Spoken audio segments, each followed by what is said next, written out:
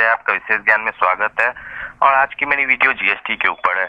लेकिन video start करने से पहले मैं आपसे सिर्फ एक ही रिक्वेस्ट करूंगा कि अगर आपने अभी तक मेरे चैनल को सब्सक्राइब नहीं किया फ्रेंड्स, तो प्लीज मेरे चैनल को सब्सक्राइब कर लें, क्योंकि इसी तरह की वीडियोस मैं और भी लेके आऊंगा अपने चैनल पर। जो भी जीएसटी के अपडेट्स मुझे मिलती रहेंगी वो मैं अपने चैनल पर अपलोड करता रहूंगा। आज मैं आपको बताने जा रहा हूँ इस वीडियो के माध्यम से कि आपने सुना होगा, कई लोग आपसे कहते होंगे कि जीएसटी में अगर आप रेगुलर डीलर हैं तो आपको 37 रिटर्न फाइल करनी है पूरे साल में। तो ये बात बिल्कुल ही गलत है। उनका कहना क्या होता है कि आप प्रत्येक महीने 3 रिटर्न फाइल करो, एक परचेज की, एक सेल की और एक मंथली रिटर्न। उस हिसाब से आपके पूरे साल में 12 महीने होते हैं तो 36 रिटर्न हो गई, और एक साल के अंत में आपको एनुअल रिटर्न फाइल करनी है। तो ये सब बिल्कुल ही गलत बात है। आपको ऐसा कुछ करने की जरूरत नहीं है। उनकी समझ में फेर है रिटर्न इतनी, लेकिन आपको फाइल करने की जरूरत नहीं है और ना ही आपको घबराने की जरूरत है। जीएसटी में एप्लीकेशंस निकले हैं जो कि आपको जब जीएसटी एप्लीकेबल होगी तो आपको प्रोवाइड कराई जाएगी। कहाँ से प्रोवाइड होगी तो आगे की बात है, या आप नेट से डाउनलोड कर लेंगे, वो सर्वर पे डाल भी देंगे। तो वो एप्लीकेशंस जावा में भी हैं, एक्सेल में भी हैं। आपको उसमें करना क्या होगा कि प्रत्येक दिन के आपको अपनी उसमें सेल डाल दे दी है। जो भी आप सेल करेंगे, जो भी आप कुछ करेंगे, सब कुछ आपको उसमें डाल देना है। और जैसे कि मानकर चलो आप 1 जुलाई से जीएसटी एप्लीकेबल होती है, तो 31 जुलाई तक आप जो भी सेल करेंगे, आप 1 तारीख से लेके 10 अगस्त लास्ट है सेल की डालने की, रिटर्न फाइल करने की 10 अगस्त लास्ट है। आपको 1 से लेके 10 के बीच में बस आपको अपनी पीसी को, अगर आप मोबाइल से कर रहे हैं तो मोबाइल में भी कर सकते हैं, अगर आप पीसी में, क्योंकि जनरली अकाउंट्स लोग पीसी में ही करते हैं, आप मोबाइल से भी उसे कनेक्ट कर सकते हैं। आप उसको अपनी नेट से कनेक्ट कर देंगे तो वो ऑटोमेटिकली वेबसाइट पर अपलोड हो जाएगी आपकी रिटर्न के रूप में तैयार होके। आपको कुछ करना नहीं है। उसी तरीके से जितने भी रेगुलर डीलर हैं, वो जब आप जिस तरीके से सेल की रिटर्न फाइल करेंगे, उसी तरीके से जिनसे आपने परचेज किया वो भी अपनी सेल की रिटर्न फाइल करेंगे। तो जिन जिन लोगों से आपने परचेज किया, जैसे वो लोग सेल की रिटर्न फाइल करेंगे तो आपकी जो वेबसाइट पर पोर्टल है उस पर आपको ऑटोमेटिकली दिखाई देगा कि उन्होंने भी ये फाइल कर दी। यहाँ पर ऑटोमेटिकली आपकी परचेज आ जाएगी। आपको परचेज इंटर करने की कोई जरूरत नहीं है। आपको 10 तारीख को जो आप फाइल करेंगे, उसके बाद रात के 12 बजे के बाद, आप रात के 12 बजे भी देख सकते हैं, मतलब 12 बजे होने के बाद भी आप देख सकते हैं, या सुबह 11 तारीख को आप देख सकते हैं। तो वहां पर आपको दिखाई देगा वेबसाइट पर कि जिनसे आपने परचेज किया उन्होंने भी डाला है। बस आपको टैली कर लेनी है कि उन्होंने सही डाला है कि नहीं, या किसी से बाई मिस्टेक छूट गई हो, या कोई फ्रॉड है, उसने जानबूझ के छोड़ दी हो, आपसे उसने टैक्स ले लिया लेकिन वो गवर्नमेंट को देना नहीं चाहता, इसीलिए उसने वहां पर मेंशन नहीं किया कि आपको उसने सेल किया है। तो उस कंडीशन में क्या है, 15 तारीख तक परचेज की लास्ट होगी। तो आपको करना क्या है, अगर ओके है तो आप ओके कर दोगे, रिटर्न फाइल हो जाएगी परचेज की। अगर कुछ मिस्टेक्स हैं तो आप अपना जो बिल छूटा हुआ है, जिसने छोड़ा है, वो बिल आप वहां पर मेंशन कर देंगे।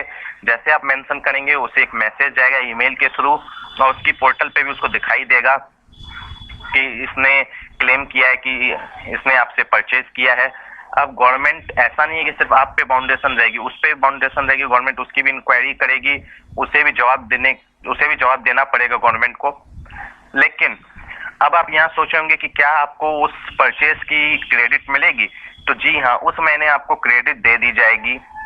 लेकिन आपको 1 महीने का पीरियड दिया जाएगा कि आप उससे सॉर्ट आउट कर लें। अगर उसने बाई मिस्टेक किया तब तो वो तुरंत एक्सेप्ट कर लेगा, वहां से वो ओके करेगा, आपका परचेज फाइनल हो जाएगा कि आपने जो दिया है वो बिल्कुल परफेक्ट दिया है। लेकिन अगर वो फ्रॉड है, वो गवर्नमेंट का टैक्स चोरी करना चाहता है, तो उस सिचुएशन में वो नहीं करेगा। तो आपको क्या करना है, 1 महीने के अंदर उससे सॉर्ट आउट करना है जो भी प्रॉब्लम्स हैं आपकी और उसकी, और गवर्नमेंट भी अपनी तरफ से कोशिश करेगी। लेकिन अगर वो 1 महीने के बाद भी उस चीज को एक्सेप्ट नहीं करता है, तो उस सिचुएशन में क्या होगा कि गवर्नमेंट जो आपको क्रेडिट देगी परचेज पर, वो वापस से रिवर्स कर लेगी। आप समझ रहे हैं कि इस सिचुएशन से बचने के लिए भी गवर्नमेंट ने एक उपाय करके रखा है कि गवर्नमेंट हर डीलर की एक रेटिंग फिक्स करेगी।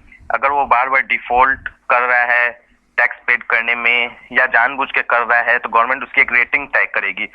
आप उस रेटिंग को देख के समझ सकते हैं कि किससे आपको काम करना है, किससे नहीं करना है। ये आपको उसी वेबसाइट पर आपको दिखाई देगी। हर व्यक्ति या हर डीलर की आपको रेटिंग दिखाई देगी, तो उससे आप क्लियर कर सकते हैं कि आपको किसके साथ काम करना है या किसके साथ नहीं करना है।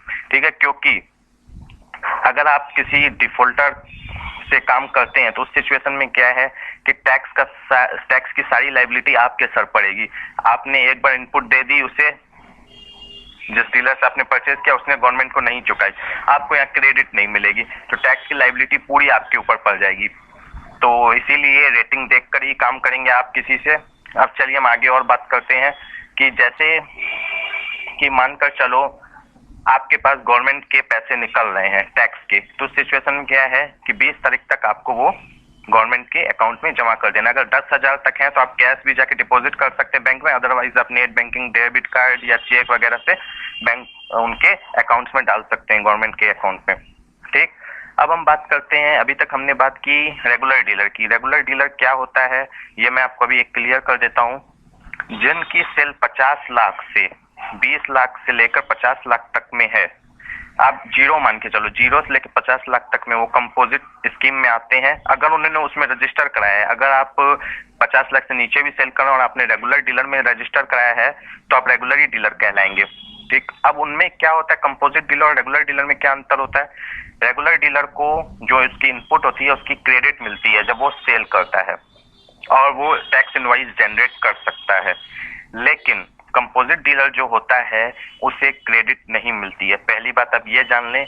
और उसे क्या है, क्वार्टरली रिटर्न फाइल करनी है। रेगुलर डीलर को मंथली रिटर्न फाइल करनी है और उसे 1% लगेगा, जो उसकी टर्नओवर होगी उस पर उसे 1% लगेगा और उसे इनपुट क्रेडिट नहीं मिलेगी और वो ना ही टैक्स इनवॉइस जनरेट कर सकता है। ये जस्ट लाइक आप समझ के चलो कि उससे छोटा डीलर माना गया, इसलिए उसके साथ ये टर्म्स एंड कंडीशन है। ठीक, तो आप समझ गए होंगे कि कंपोजिट डीलर क्या होता है। और कंपोजिट डीलर को क्वार्टरली रिटर्न फाइल करनी होती है, रेगुलर डीलर को मंथली रिटर्न फाइल करनी होती है और सिर्फ सेल की करनी होती है। बाद में 11 तारीख को, जो नेक्स्ट मंथ है उसकी 11 तारीख को या 15 तारीख के अंदर उसे टैली कर लेना होता है कि जिससे उन्होंने परचेज किया है उन्होंने परफेक्ट डाला है कि नहीं सेल, और 20 तारीख तक उन्हें पेमेंट कर देनी पड़ती है गवर्नमेंट की।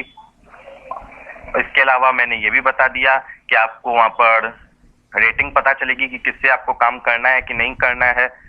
और जो 20 लाख के नीचे के डीलर हैं, मानकर चलो किसी व्यक्ति की टर्नओवर ईयरली 20 लाख रुपीज है या उससे नीचे है, तो उसे कोई नंबर लेने की जरूरत नहीं है जीएसटी में। ठीक, ये लगभग पूरे देश में, लेकिन कुछ स्पेशल सिटीज हैं या स्पेशल जोन्स हैं जहां पर ये थ्रेशोल्ड लिमिट 10 लाख रुपीज है। जैसे कि वैट में था पहले कि नॉर्मली 10 लाख था और कुछ स्पेशल जगह पे 5 लाख था, उसे यहाँ पर सिर्फ डबल कर दिया गया। तो फ्रेंड्स, आज आप इस वीडियो के माध्यम से ये जरूर जान पाए होंगे कि आपको कोई 37 रिटर्न फाइल करने की जरूरत नहीं है जीएसटी के अंदर। सिर्फ आपको सेल की रिटर्न फाइल करनी है प्रत्येक मंथ के बाद। जब जो उसका नेक्स्ट मंथ आएगा, जो आपकी सेल होगी, बस आपको सेल फाइल करनी है और आप उसमें जाकर देखेंगे नेक्स्ट डे, मतलब 10 तारीख के बाद, जो 11 तारीख के और 15 तारीख के बीच में आप देखेंगे कि जिससे आपने परचेज किया उन्होंने डाला है कि नहीं डाला है, और वो डाला है तो परफेक्ट डाला है कि नहीं डाला है।